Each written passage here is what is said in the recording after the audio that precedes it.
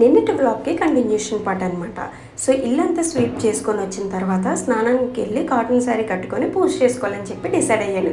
మీలో ఎవరైనా ఉంటారా సేమ్ నాలాగే ప్రతిదీ ఒక క్రమశిక్షణగా చేయాలి అని అనుకునే వాళ్ళు? అలాంటి వాళ్ళు ఉంటే కింద కామెంట్ చేయడం మర్చిపోవద్దు, అలాగే వీడియోకి లైక్ చేయడం అస్సలు మర్చిపోవద్దు.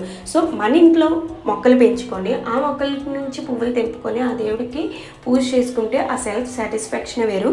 ఇక్కడైతే నేను నీట్గా కాటన్ శారీ కట్టుకొని దేవుడికి పూజ చేసుకోవాలి అని చెప్పి డిసైడ్ అయిపోయాను.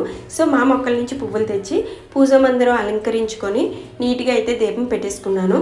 సో కిడ్స్తో ప్రతిదీ నేను ఇలాగే చేయాలి అని ఏది చేయలేనండి, బట్ పూజ చేసుకోవడం మాత్రం పీస్ ఆఫ్ మైండ్తో చేసుకుంటాను.